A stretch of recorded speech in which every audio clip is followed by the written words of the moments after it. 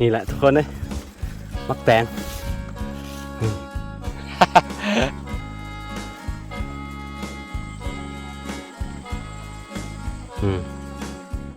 อีกหกอีกสี่หน่วยหอมหวาน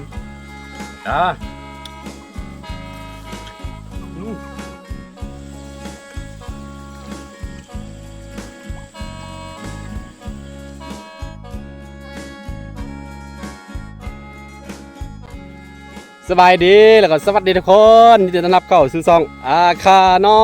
ยเนาะอยู่สวนคือกาวคือมื้อนี้เฮาสิพาทุกคนไปเก็บมักแตงลายเนาะมักแตงดอยนะทุกคนอาม่าเพิ่นปลูกไว้น้องไซบอกว่ามันหนาวไปหมดแล้วมันหนาวไปหลายน้อยเนาะเนื่องจากว่าบ่ได้ไปเบิ่งหั่นนะก็เลยว่ามื้อนี้เฮาสิกลับบ้านเฟ้ทงไปใส่มักแตงลายกันเด้อพี่น้องเด้อเอาปลูกไว้ฟักนั่นก็ฟักนี้อยู่เทิงพุ่นนะอามาปลูกไปได้กินเนาะได้กินตลอดโอเคนี่แหละทุกคนเลยชีวิตเนาะเกษตร เฮ็ดทุกอย่างที่กินได้เนาะกินบ่หมดแล้วก็ขายบ่เป็นหยังโอเคเดี๋ยวสิพาทุกคนไปโอ้เนาะสิไปเก็บอยู่พุ่นเนาะ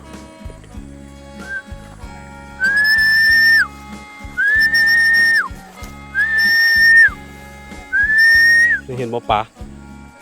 ได้ยินเสียงคนมาแล้วก็มันมานำคนอย่างว่าอันควายลงไปอาบ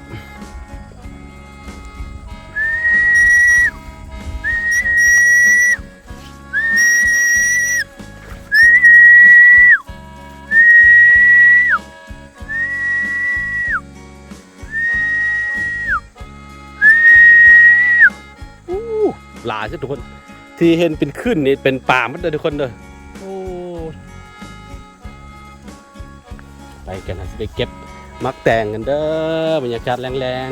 ๆก่อนสิกลับบ้านเขาต้องหาอาหารอยู่ที่แหละไปทุกคนหาอาหารไปเอาไปกินในบ้านโอ้ป่ากำลังแย่แล้วก็สะออนพี่น้องเลย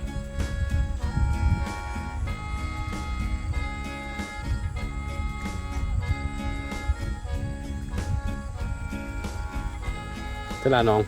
คือหนองใต้ในช่วงฝนตกนักๆแล้วก็น้ำท่วมนะทุกคนแต่มันออกไปครึ่งหนึ่งหัวยังเท่าไหร่แล้ว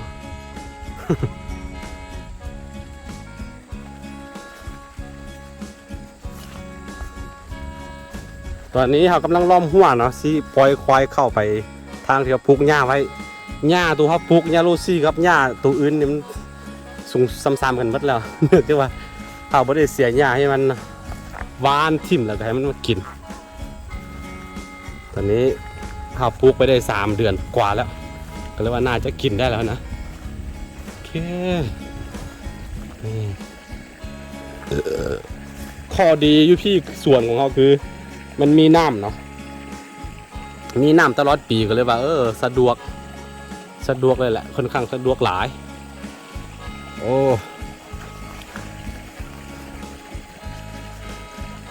ลงจังได้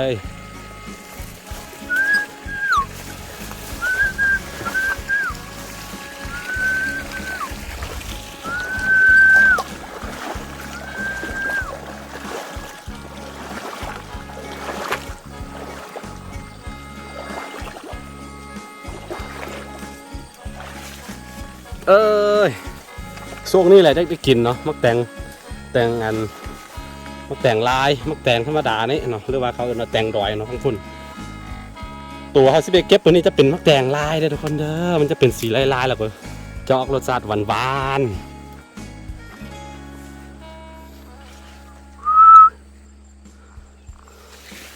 โอ้เนื่องจากว่าเขาป้าไว้ประมาณเป็นอาทิตย์นึงนี่แหละว่าเลยขึ้นมาเก็บแล้วมันหนาวไปหลายน้อยพี่น้องเลยนี่ก็ต้นตะวันต้นแคนตะเว้นนะน้องไซมากินโอ้พี่น้องเอ้ยสะออนเห็นปะฮัลโหล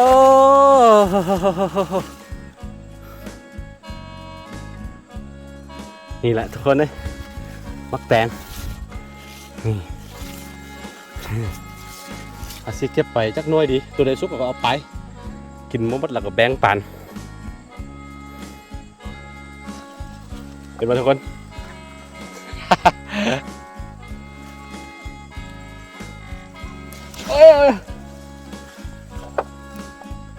นี่โอ้สะอ่อนพี่น้องเลย หน่วยหนึ่งก็เกือบ2-3 โลคนได้นี่ก็ธรรมดาก็สิขึ้นไปเก็บอีกเบิ้งจากจุดนี้ไปในส่วนของเขาจะเห็นวิวเนาะเห็นปะ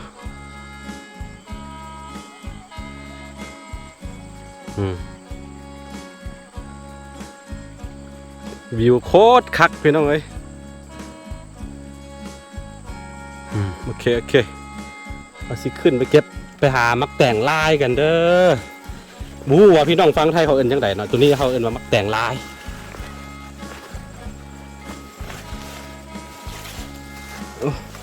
นี่แหละเครือของนี่โอ้โห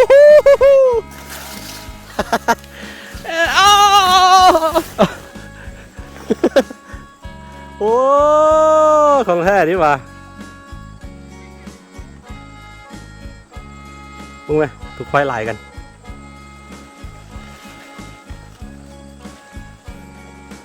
โอ้2 หน่วยแล้วพี่น้องเอ้ยโอ้นี่ก็ตัวน้อยๆท่านสุกดีจ้ะแต่ว่าเอาไปได้วิถีชีวิตพี่น้องพี่โอ้หลายหน่วยกันนี่พี่น้องเอ้ยนี่เห็นป่ะพี่หน่วยหนึ่งโอ้ตกพุ่นเก่งไปเรียบร้อย โอ้บ่ได้มาเก็บแล้วมันหนาวพี่น้องเอ้ยหาไปเรื่อยๆนี่ลายก่อนเห็นป่ะ1 2 3 4 หน่วย 5 หน่วยโอ้เดี๋ยวค่อยมาเก็บไปหาที่อื่นก่อนโอ้นี่สะอ่อนพี่น้องเฮ้ยโอ้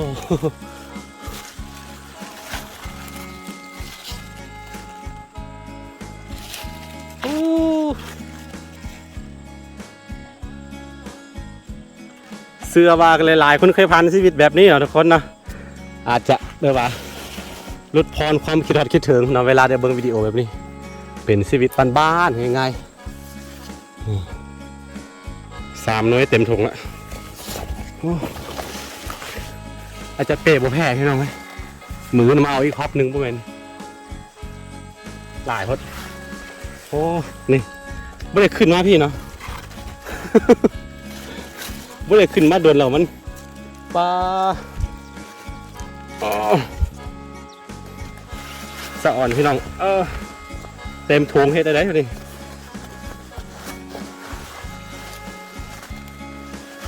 นี่เห็นบ่โอ้ผิดอะเห็นปะ เป๊ะบ่แปะเอาไปเท่าที่เอาไปได้ก่อนนี่อะโลพอเคสนี่เผาเนาะเป็นแบบว่าดินที่เผาไปนะก็เรียกว่ามันจะมีลายมันออกมักดก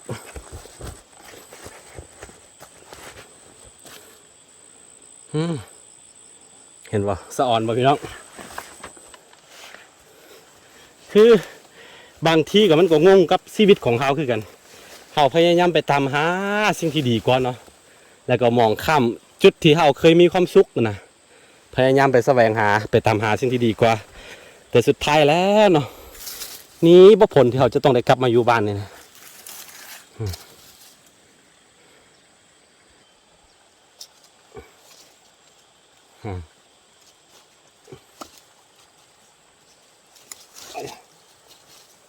โอ้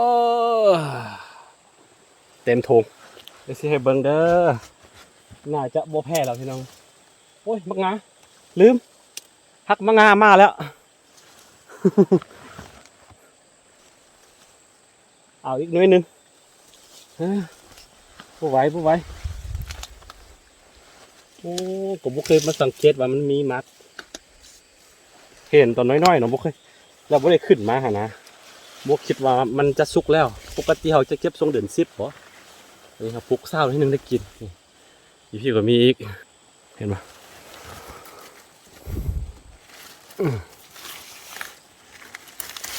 โอ้ดีที่เอารถมาเอามอเตอร์ไซค์มาก่อนเลยว่าสบายเอ้ยโอ้ยบนไซค์เลยพี่น้องเต็มถุงเลยโอ้เครือเดียวได้นี่เครือเดียวแต่ว่าแต้มเดี๋ยวมือมาเก็บอีกมือตัวไหวแล้วพี่น้องเอ้ย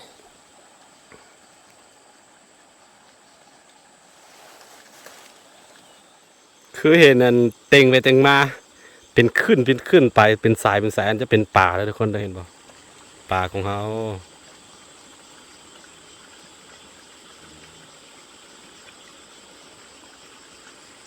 ประมาณไทยปีได้กินพี่น้องเอ้ยนี่แหละเขาสิ่งที่เขาพยายามสั่งมันสิ่งที่เขาพยายามแบบว่าทุ่มเทให้กับมันนะเดี๋ยวจะบ่โดนก็ออกดอกออกผลพี่น้องเอ้ยบ่ตายคนเขาถามบ่ตายแล้วยังมีลมหายใจต้องสู้ต้องดิ้นรนบ่ดิ้นรนก็บ่รอดแห้งว่าบ้านค่อยทรงนี่วิกฤตนักเด้อหลายคนอาจจะหู้เนาะโอ้ภาวะเงินเฟ้อนักจนบ่มีแบบว่าโอ้ยนักหน่วงเนาะหลายๆแรงงานหลายๆคนหลั่งไหลไปไทยไปเกาหลีไปไต้หวันยัง4 หน่วย5 หน่วยพี่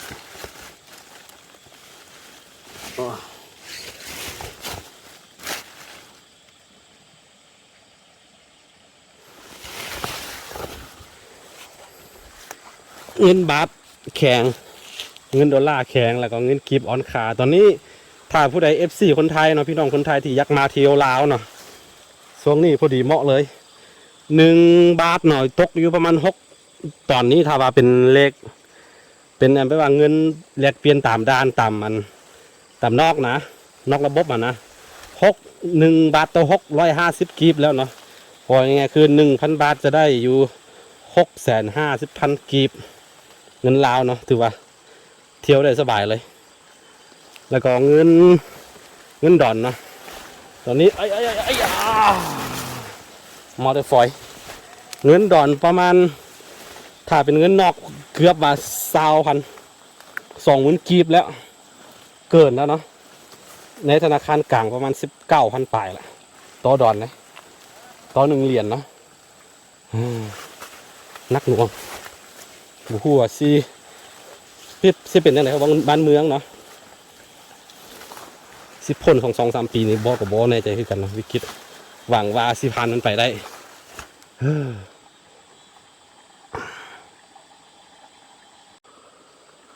แล้วก็สิเก็บอันนี้ไปเฮฮูบ่ต้นตะวันเรียกว่ามักตะเวนเนี่ยภาษาอื่นว่าแกนตะเวนภาษาลาวนะแกนตะเวนเดอะมูน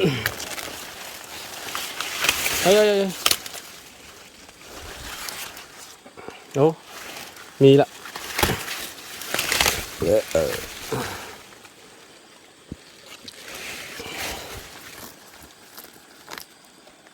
นี่มีแล้วโอเคสิเก็บไปโอ้นักเนาะข้าวเป้มักแตงตัวนี้ประมาณ เกือบ20 กิโลบ่เกือบ20 โลนี่แหละ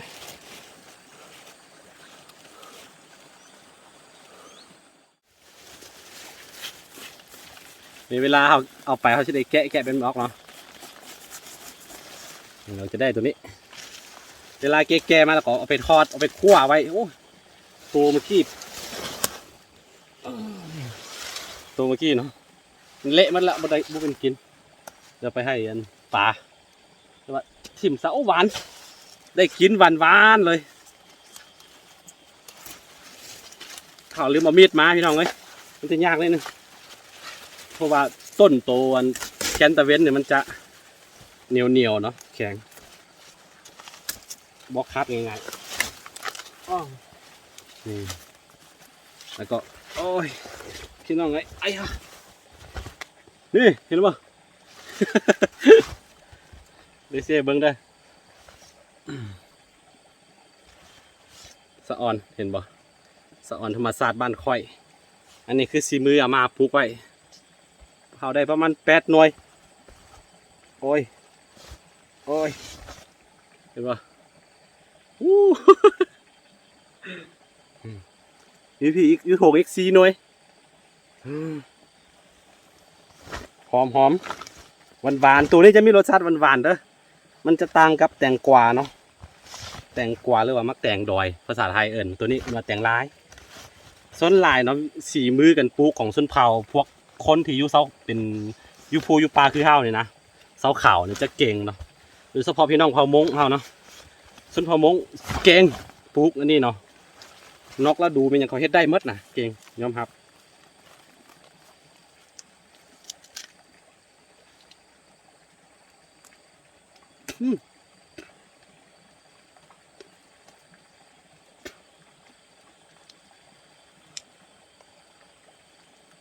เกี่ยวทุกคนไปพากินอยู่สวนพุ่นเนาะโอ้นเลย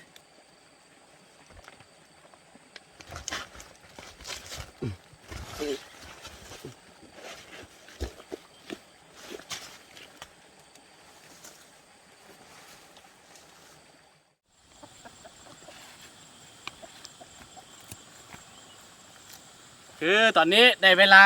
พากินรสชาติมันละทุกคนเอ้ยมักแตงมักแตงปีนี้พวกได้กินหลายหากลับมาเอาตัวนี้ก่อนเอาตัววันๆเอาตัวน้อยกินว่ามัดนี่ อู้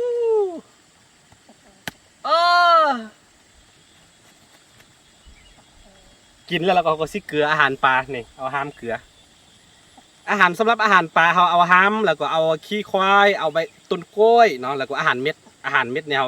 ค่อยๆบ่อให้หลายเพราะมันแพงเปล่า1 500ปลายไปบาทเลยนักก็เลยว่าซิค่อยๆเอาเนาะแล้วซิเลงช่วงเดือนที่3ตอนนี้ได้เกือบ2 เดือนแล้วยังบ่ฮอดเตือนี่พี่น้องมาเบิ่งพี่ตะกล้องนี่คือแต่งลายหลังจากที่เรากินข้าวผ้ากินแล้วเราเอาไปไทยเนาะ เวลาเราไปขี้ว่าไงซะมันก็จะเป็นต้นไม้จะเป็นเครือมันออกมาอีกเด้แต่ว่าต้องไปขี้ใส่ห้องน้ำ ขี้ใส่สวนใช่ไป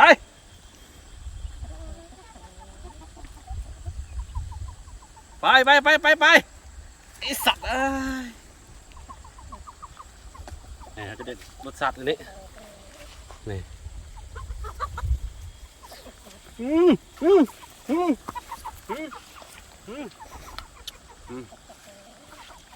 หวาน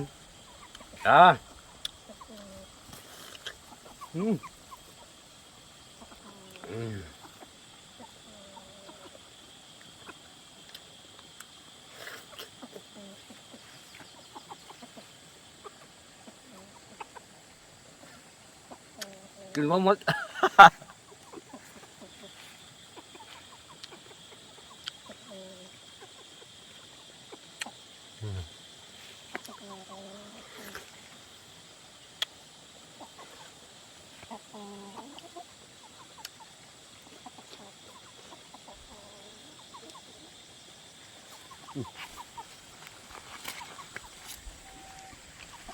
าไก่มันมาน้ำทุกคน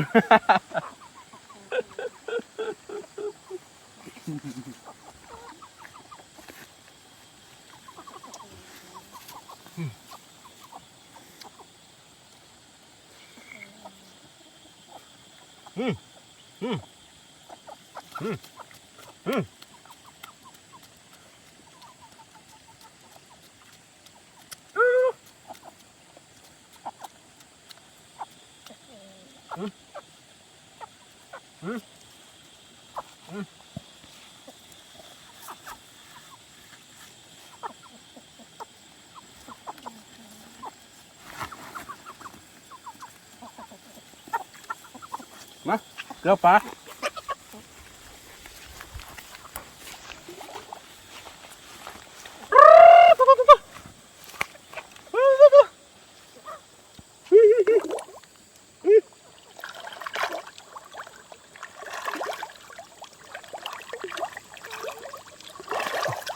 ปล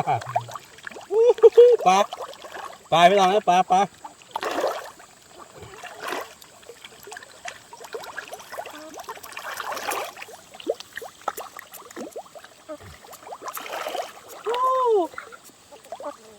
ใส่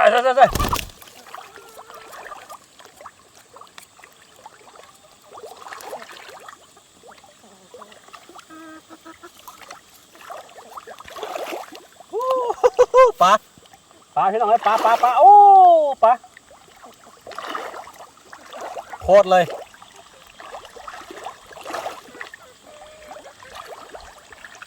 ตัวลูกมันเนาะลูกปลาเนี่ยครับก็เอามาแต่ฟังไทยคือกันเด้อทุกคนเด้อเอามาจากอำเภอเชียงของเนาะอำเภอเชียงของจังหวัดเชียงรายเอามาตัวหนึ่งเท่าไหร่วะตัวหนึ่ง2 บาทเนาะตัวหนึ่ง2 บาทมันใหญ่ได้หนึ่งแล้วเนาะก็เลยว่ามันแพงเนาะตัวหนึ่ง2 บาทเอามา5,000 ตัว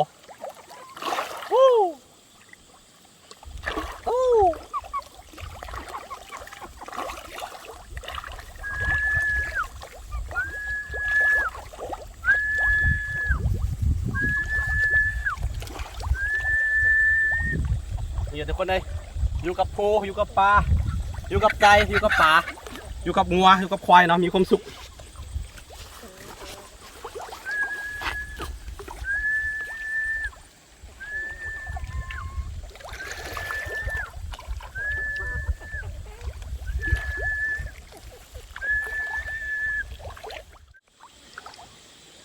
เนี่ยมีตัวหนึ่งสิตังมูเนาะสิเป็นเจ้าคือปลาทับทิมบ่ในใจคือกัน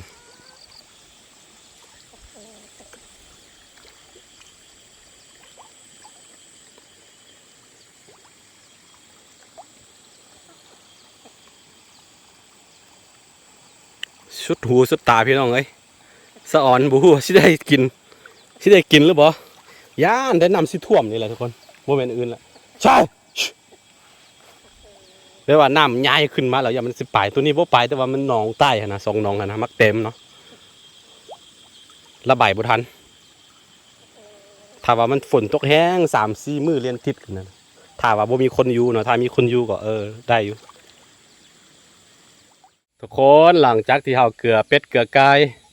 เอาควายเข้าคอกเลี้ยงเกลือป่ามัดแล้วก็เขาก็สิกลับบ้านเนาะแต่ว่าอยู่พี่ต้องมีคนเฝ้าเนาะ